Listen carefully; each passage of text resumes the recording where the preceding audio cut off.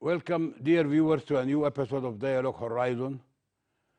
In this episode, we are gonna concentrate and talk about one of the most important points or areas or parts of the world, which is the Horn of Africa. Now, the Horn of Africa is right in the focus of most of the global political and scientific and social microscopes, because it is an important geographical part of the world, connecting the Red Sea to the Pacific Ocean to the Indian Ocean, and also it is a hub, a most active hub in the telecommunication. Fiber optic cables and all they converge at this point. Actually, we'll talk about the Horn of Africa, the meaning of the Horn of Africa. Why is it called the Horn of Africa? Actually, it's horn because it is like a horn of a rhinoceros, the big animal, the strongest animal, the rhinoceros. If somebody looks at the map, it is exactly similar to the horn of the rhinoceros. And it's composed of four countries: Ethiopia, Eritrea, Djibouti, and Somalia. But they added to it part of Sudan and part of Kenya. So we'll discuss this in depth with two of our most important persons in this area. First, we'll start with our professor, our friend, Mandoul Abdullah Mandoul, who was an expatriate in the University of the Gulf area for almost more than a year. So we missed him in the whole 12 months.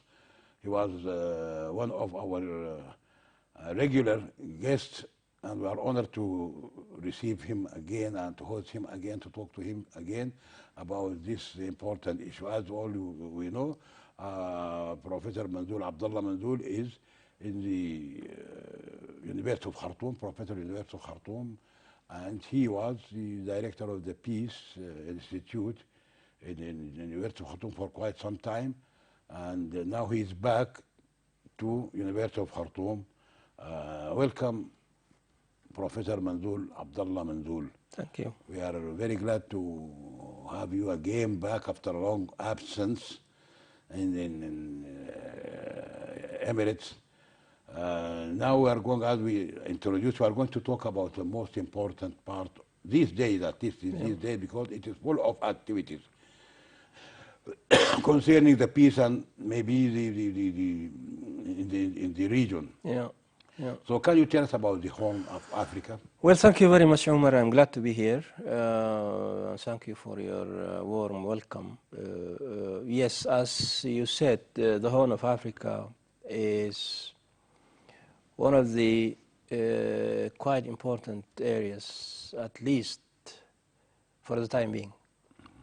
And as you rightly suggested, the Horn is conceptualized differently. Sometimes it's conceived as made up of the key three countries: Somalia, Djibouti, and Eritrea. By other accounts, Ethiopia is part of that. And yet by other accounts, Sudan and Kenya are also part of that. This part of the continent is in fact also part of other regional economic communities, or as they call them, RECs. The Horn of Africa is part of the Intergovernmental Authority for Development, IGAD.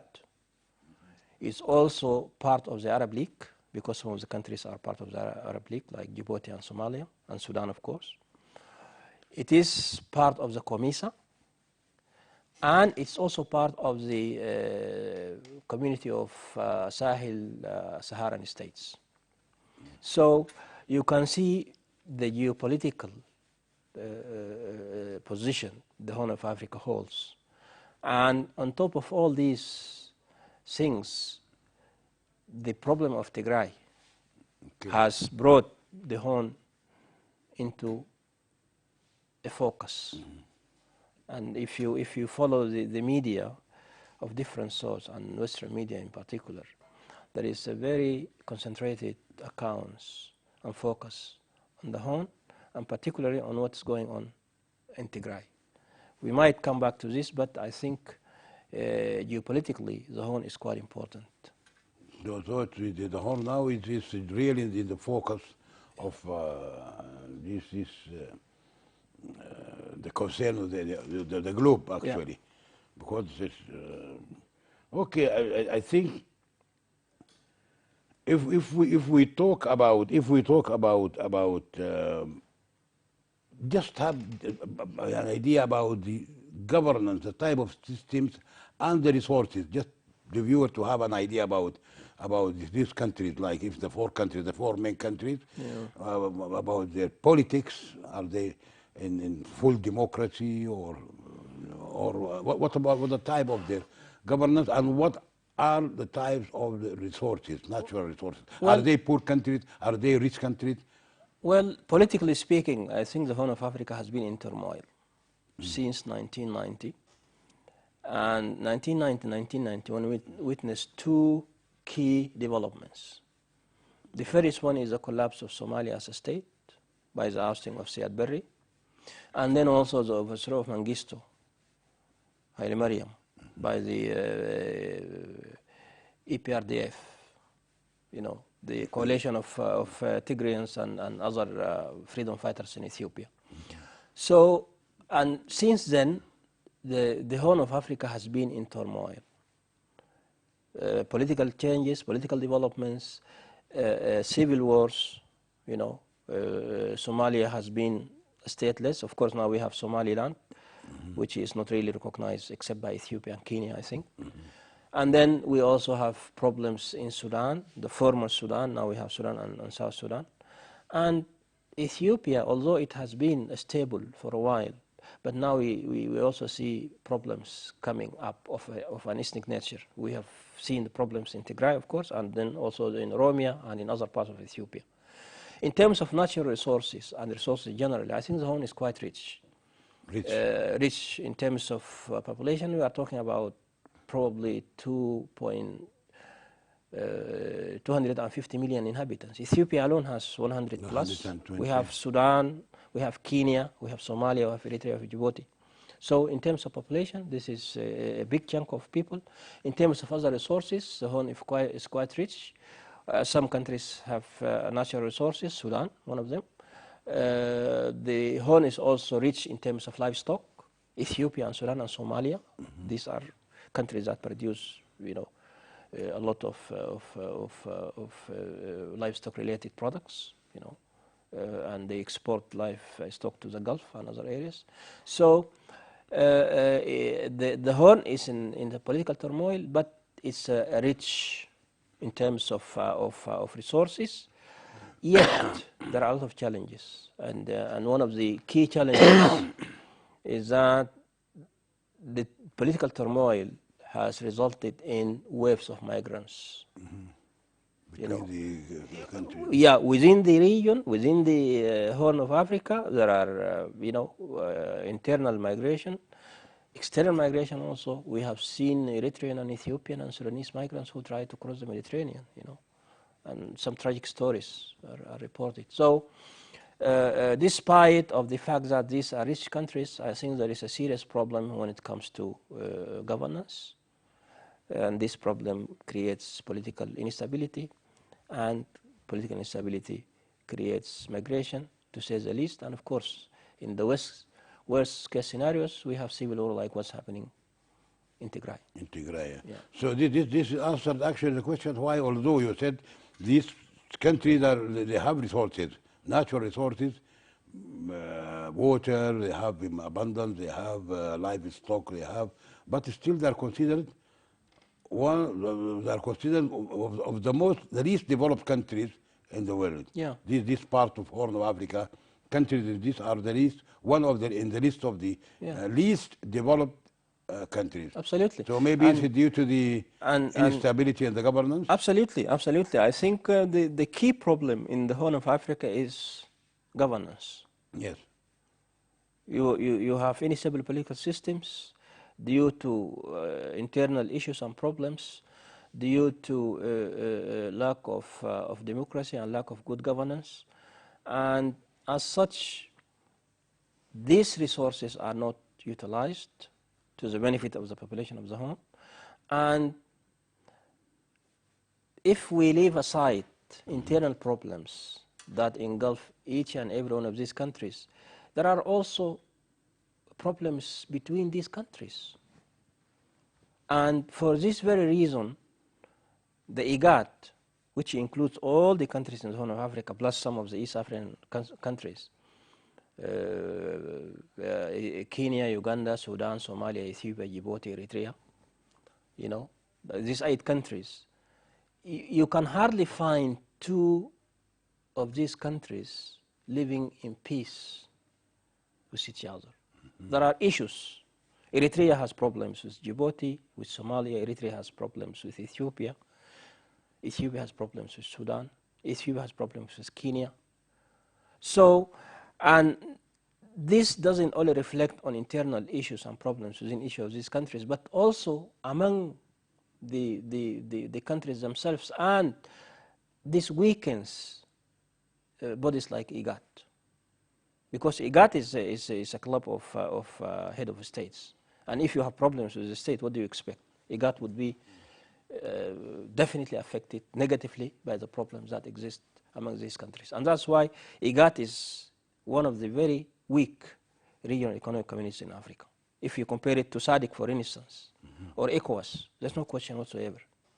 And I think a couple of years back, there was an initiative from the IGAD Secretariat to have some sort of integration within the IGAD countries, whereby they were trying to have free movement for people and things. And I think they produced a very nice document, but of course, due to the political problems within the IGAD itself, and among the countries that make up the IGAD, I don't think they went further a step, apart from producing that nice documents. So we can see a paradox here. You have a region that is rich in resources, in terms of human population, in terms of natural resources, but we have a problem of governance, we have weak bodies, and that's why the region has been into this kind of instability for a long time. Okay, yes, okay. This is instability.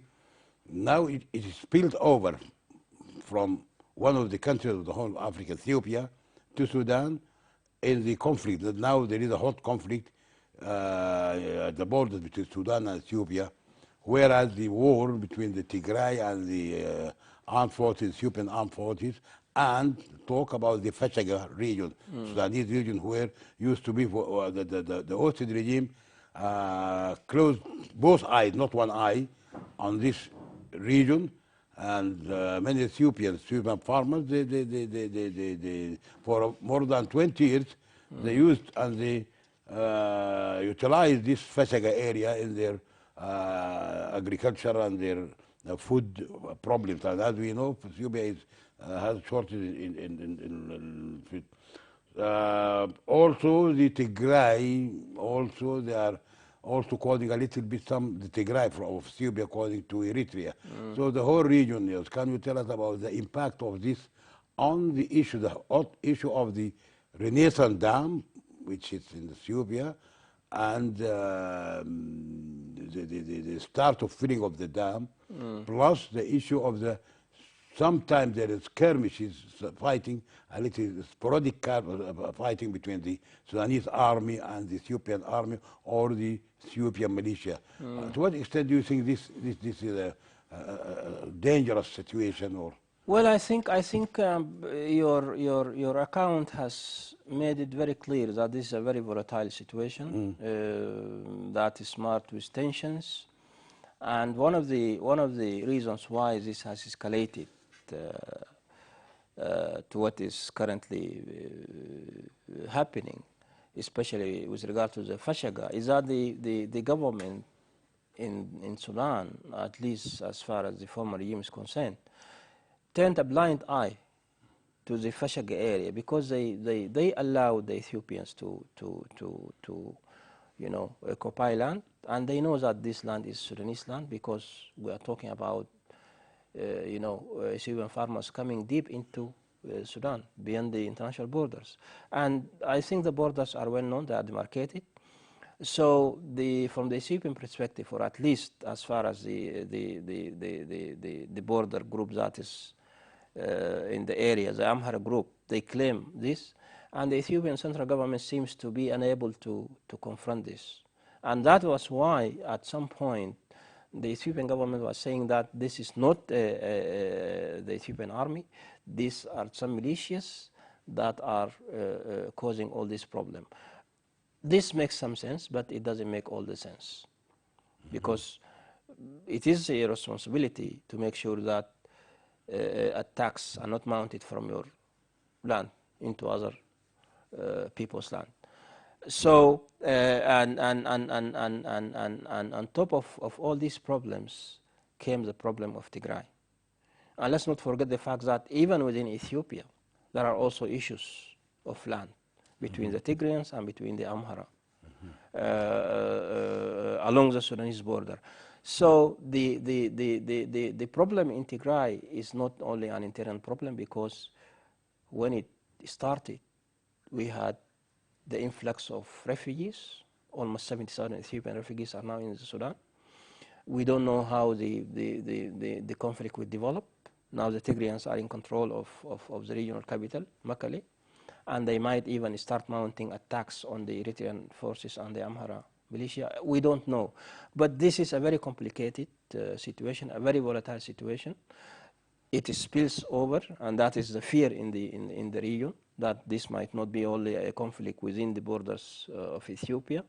It will definitely have implications on the Great Millennium Dam, because part of the Ethiopian internal politics of the dam is related to Ethiopian internal problems. I see. So the hard-line position that is taken by Ethiopia, some political analysts would say that this is a function of the internal dynamics within Ethiopia itself. So you mean to say that this is very, very important to Sudan. It seems that the conflict in Ethiopia, inside Ethiopia, between the Tigray and the fighting that is going on, it seems that it will be a protracted one. It will not end up very soon. Definitely. It will expand. Definitely. So it will have definitely have effect on the whole region, the whole of Africa, plus Sudan itself. Yeah, just to add to what I was saying, I think the war in Tigray is going to be protracted. And one of the key lessons that the whole world, not only the Ethiopian government, should observe and take note of is that gone is the time when a government can settle its dispute by using force. Because when the war in Tigray started, the Ethiopian Prime Minister came publicly and said that we're going to crush this TBL in a matter of days. And then I think in 3 weeks he declared that the war is over. And look what happened now. So unfortunately, things are not as simple as the lay people would think, not even the lay people, even government leaders. And I think it was a very miscalculated step that was taken by the Ethiopian government, because not only that the government failed to win the war, but it created a serious humanitarian situation. There are a lot of atrocities that were committed. Which will continue. And this is going to continue. Because after the first invasion, almost 8 months ago, and the Tigray, they took to the mountains. Exactly. They took a hide in the mountains. Exactly. As a tactic, as a strategy. Yeah. Then they backfired after 8 months, and they pushed all the way till they recaptured actually their capital. That's right. Mekelle. That's right. That's right. And again, you have a first wave of IDPs and refugees, and now you have a second wave, because pushing away the Ethiopian army would also result in displacing new people, Yes. So this is a very tragic situation, and I think the lesson should be learned clearly, that you cannot win through war, and what you achieve is just misery, displacing people, making people refugees, and taking lives. And that's what exactly happened. That's exactly what happened. Okay, so it's just miscalculation actually, or underestimation of the gravity of the situation. Once you take a region like Tigray and its capital like Makali, definitely it can. Not only this, also now it's causing a lot of concern as a byproduct of the first invasion of the Ethiopian army. The globe is starting talking about similar to what had happened in west of Sudan. Now this is west of Ethiopia. Precisely. West of Ethiopia, and that was Darfur, west of Sudan. Precisely. So till now the leaders, like al-Bashir and others, they are wanted by the ICC, the criminal. Now the same rhetoric started to grow between the NGOs of the globe. Systematic killing, genocide, crimes against humanity. Exactly, exactly. So Yeah, that was what I was trying to say. That, regrettably, our leaders, or the leaders in the continent generally, and of course the Horn of Africa is part of that, commit the same mistake time and time again. They never learn from the lessons and mistakes others committed. So unfortunately, Ethiopia seems to be going along the same road that Sudan, went through 2 decades ago. Yeah, for 2 decades actually. It took Sudan almost 20 years to start. Now we are starting, and it will take us another 10 years maybe till we bring things to normal. Yeah. So all in all, it's a long process. Absolutely. So people should have, leaders actually, should be very careful about taking any step. Any step definitely will have side effects and bad effects. Absolutely. So this now is affecting the Horn of Africa. What will be, just if you can tell us about the effect? Sudan will be directly affected by any instability or any anarchy going in Ethiopia. Absolutely. But what about the others? Even Eritrea will be affected. Yeah, if you look at the history back into the 60s and 70s, when the Ethiopians were fighting the war against Mengistu, Sudan hosted millions of refugees, Eritreans and Ethiopians. When the civil war in Sudan started, the second civil war, when the first civil war started, there were Sudanese refugees in Ethiopia. When the second war started, also Sudanese flew to Ethiopia. So you have this sort of entangled destiny. Anything happens in one of these countries directly affects the others. Whatever happens in Ethiopia or Eritrea will affect Sudan. Eritrea in itself is now also part of the problem, because we all know that the Ethiopian government had made brought Eritrean armies. Eritrea was involved. It is, years into the problem of Tigray. Of course, they deny at the beginning, but then it became very clear that Eritrean forces were there. And I think until now. Till now, the war is going on. Exactly. And I think the TPLF leader came in a famous interview recently saying that they are going to push away the Eritreans from their land. And given the fact that the ruling party in Eritrea is also Tigray, I think this is going to be a challenge for Eritrea. Challenge for Eritrea. It is. This is going to be very problematic, because the fact that the Eritrean troops were in the battle against Tigrayans and they committed atrocities and some of the serious violations for human rights, this is something that's not gonna pass easily. And that is why I'm saying that the problem in Tigray is not an internal Ethiopian issue. It's going to affect Eritrea, is going to affect Sudan, and of course it's going to affect Ethiopia. There's no question about it. And the whole Horn. And the whole Horn of Africa is going to be affected. Because the groups that are part of the conflict are cross-border groups. Yes. The Tigrayans are in Ethiopia, And in Eritrea, the Tigrayans are in Sudan and Eritrea.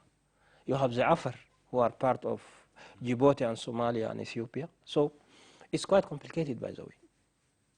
Even the people, between people, it is complicated. Precisely, precisely. And if you put aside the problem in Tigray, there are also other hot spots in Ethiopia, Oromia, Benishangul.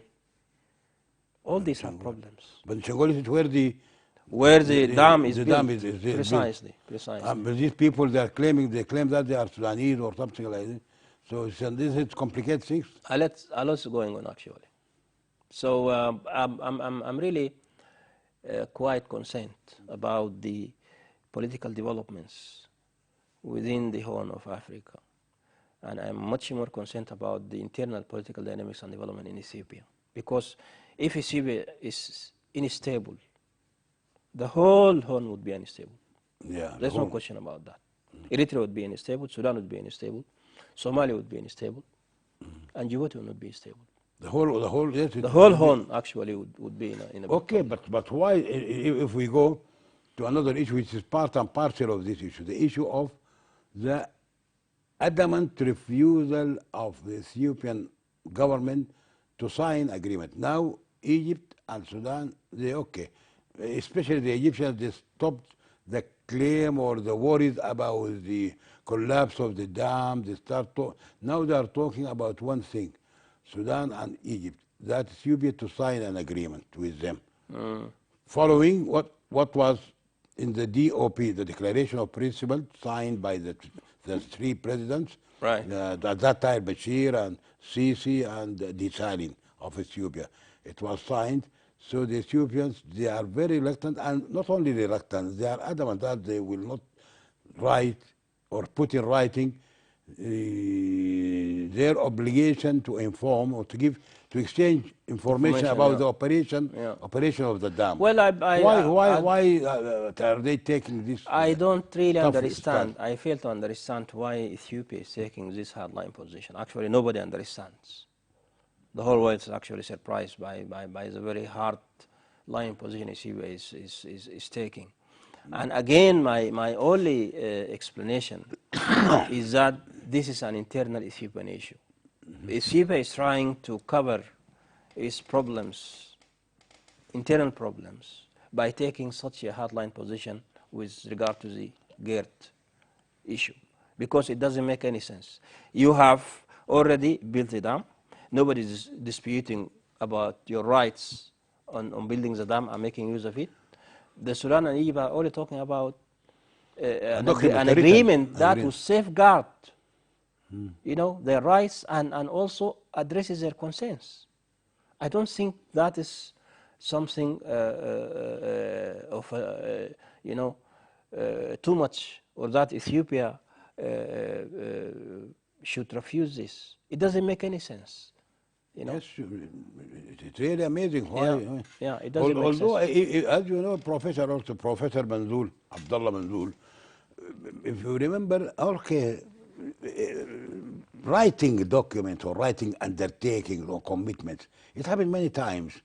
So the globe or the international community, in many cases, they just close an eye. If you breach it, it takes time to try to rectify it. Why the Ethiopians are worried or afraid? Maybe the reason you said is that to have or to cover or to dilute the acute or the critical situation in the political situation. Yeah, that honestly, that is my only explanation, is that by adopting such a hardline position, Ethiopia is trying to rally its citizens' support, to make sure that it has an internal unity, because it's only the GERD that brings the different Ethiopian nations and nationalities together. Nothing else. Okay. And for this reason, I think the government is taking such a hard-line position, such a tough position, Otherwise, it doesn't make sense, I fail to find another explanation. But It seems that also the diplomacy, Sudanese and Egyptian diplomacy, it didn't work well. Actually, they followed the track of going directly to the Security Council. Before that, I think that was another mistake. Sudan and Egypt taking this issue to the Arab League. And as you know, the sensitivity between the Arab League and Arab League, by the way, is not recognized as the African Union. No, no, Arab no. League is a racial league, but this is geographical. So the globe and the United Nations, they recognize only the geographical entities like Yeah, the African Union. I totally agree with you on this point. But I think Sudan's position was quite wise when the issue was taken by Egypt to the Arab League, because Sudan refused to sign for the position that was put on the table in the Arab League's meeting. I remember the state minister at the time, Umar Gamaraddin. He took a very wise position by not aligning Sudan's to the Arab League's position. Okay, that's good. Okay. Now, as far as taking the issue to the Security Council, I don't think this. I don't look at this as a mistake. It wasn't. I think Egypt and Sudan tried to tell the world that you have to assume your responsibility, because this is a responsibility. At the same time, I also understand why the Security Council returned the issue to the EU, because this is a policy of the UN generally, that if there is a regional body that is capable and able to solve a problem, then the Security Council will not intervene. Yes. If the AU completely fails, and I hope that is not going to happen, then the UN will have to take the responsibility. When it comes to the issue of course, to threaten the peace and security of the international peace and security, that is when the UN Security Council will have to intervene. And I really and sincerely hope that we don't go there. Absolutely. I do hope that the very fact that Egypt and Sudan took the issue to the UN Security Council should give a hint to the AU that it has to step up and work hard, because this is responsibility. Yeah. But Ethiopia is going on the second feeling. But by the way, I tell you and I tell the viewers, it will have no effect. So this is just something about the second feeling. Yeah. As far as we are concerned, and we asked many of the experts and the irrigation, but it is unacceptable from Ethiopia to neglect. Yeah. That's the point. Telling the people or announcing well before that. But anyway, the feeling, as Professor Yasser Abbas said, the Minister of Irrigation, the feeling already started in May, when the Ethiopians started raising the wall, the dam. Right. At that time, this means because water that's the time of the rainy season. Water come, if you raise the wall, then you start the feeling. Actually, that's what he said. He said it actually started. But I want to go to another issue which is very also important, related to the Horn of Africa, about the military bases in Djibouti in particular. What does this mean? So many, I think American base, military base, maybe Russian, maybe German, maybe even Japanese. Is that this part of the world, is this Djibouti, is that very important? Although it is a very poor country. Well, I am actually puzzled by the very significant military presence. You have a French base in Djibouti. You have a military base in Djibouti. You have Chinese. These are the ones I know. Maybe there are others. Maybe there are Japanese. Maybe there are Russians. And I think at a certain point, even the UAE tried to have some form of presence there. I'm not sure whether Turkey has something in Somalia or not. But again, this is part of the geopolitical games. And you must have been following the issue of the Russian base in Sudan. In Port Sudan. Yeah, in Port Sudan also, because this is also part of the bigger picture in the Horn of Africa. So, but I think the French and American bases in Djibouti were old. Very old. Yeah, they're very old. I think they were old. And apart from the very failed and miserable American intervention in Somalia in 1992, I don't see any other sort of an activity. But of course, the U.S. might be using that base to attack Al Qaeda in Yemen. Yemen, yes. So probably for the U.S. generally, and I think this also applies in the case of the French, they use those bases just for surveillance and for fighting Al Qaeda. For fighting the guy. Maybe for that. Or also they remember the activity, the piracy of the ship Exactly. by the Somalia. That's right. Somali insurgency. That's right. The piracy and also Shabab. Shabab. Yeah, I think the American bases there are just in response to this. But I don't see any activity for the French, although they have a base in Djibouti. Yes. Okay, if we go back, this is just by, the way of how to cast some light on the issue of the Horn of Africa.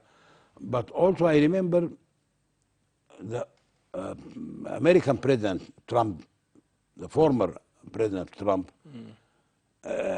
he started imposing some sanctions on Ethiopia after, just before he took over, before leaving office. Maybe he stopped American aid about $272 million dollars. It was not related to the Renaissance Dam or to the I forgot the reason. Well, I think yes, you're right. Trump has imposed some sanctions, or at least he ordered the freeze of some support to Ethiopia, and I think that was part of Trump's administration's unhappiness with how Ethiopia was responding to the issue of the GERD. And of course, then came the problem of Tigray. Now, let's not forget the fact that over the past 28 years, Ethiopia has been receiving massive support from the US and from the EU. And now, due to the developments in Ethiopia, the GERD is not that crucial, but the problem of Tigray is actually affecting quite significantly the support Ethiopia was getting, political support and financial support. Now, if you follow the Western media coverage on the events in Ethiopia, you would be surprised by how negative the coverage has been over the past, 6 or 7 months. Yeah. They talk about atrocities, they talk about human rights violations, they talk about genocide. And although President Biden has suspended that, but I think still Ethiopia is losing a lot, politically and financially. There's no question about that. I think the American stand, or Trump's stand, I think it was because of the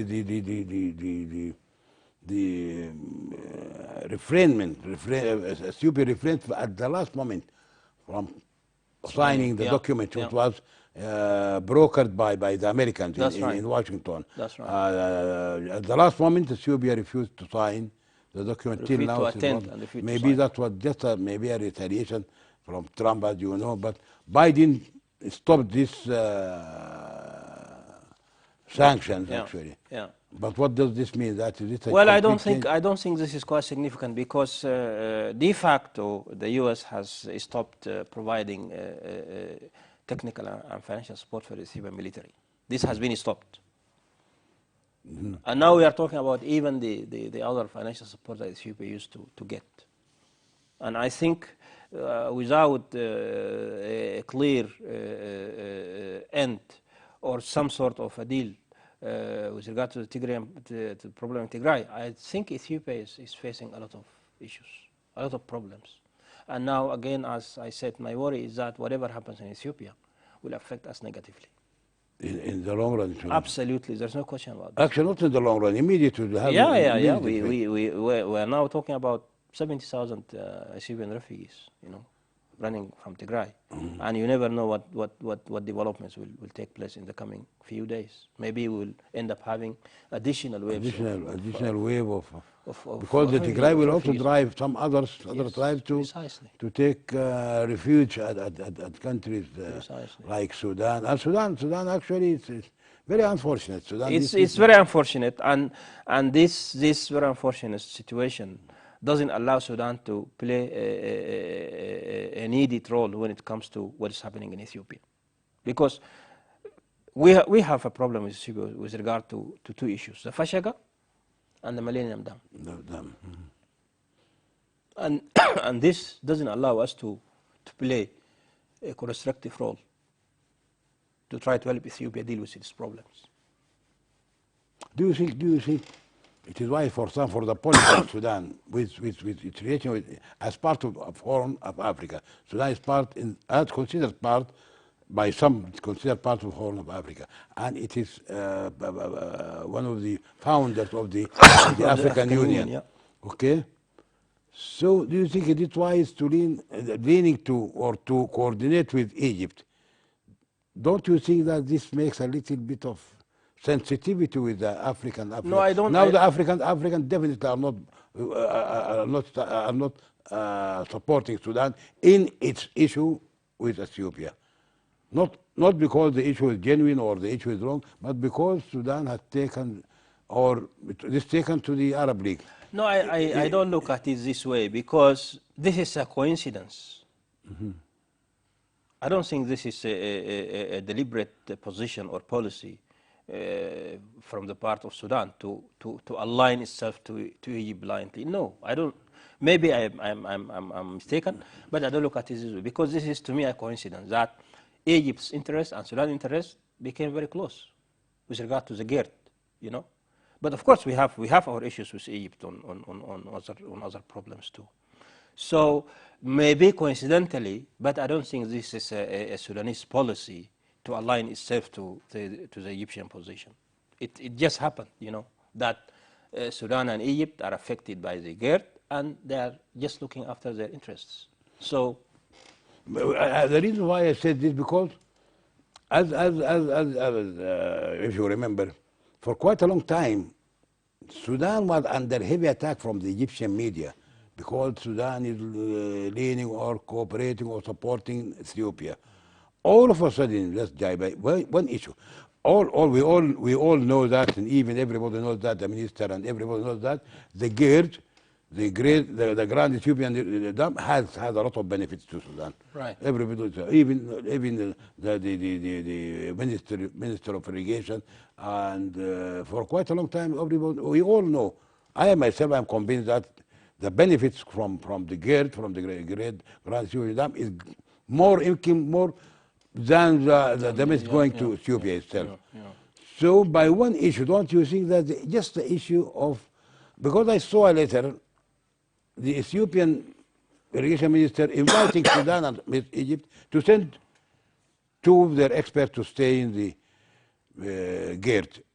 So that but they don't, for a reason, they don't want to write, but they are not objecting the idea of giving the information. Okay, come, bring your experts and take your readings, what you want to take. This was refused by Egypt and then followed by Sudan. Why Sudan? Sudan is losing a little bit. This is my own opinion. Is losing because it's not wise to line up with Egypt. Yeah, but then again, it would make a lot of sense for Sudan and Egypt to say no, because today Ethiopia might allow its expert to come, and tomorrow Ethiopia might say no. Yes. And that's why it has to be written. Yeah, but as I told you, in writing, even if in writing, now what will happen? Okay, if Ethiopia writes, but it does not abide by this, what will happen? Let them write it, let them sign it, and then we see what happens. It will not. Because if Ethiopia agrees to write that down and sign it, then Sudan and Egypt will not have any, other excuse except to accept what happened, And I think that is why I said that Ethiopia's position is quite,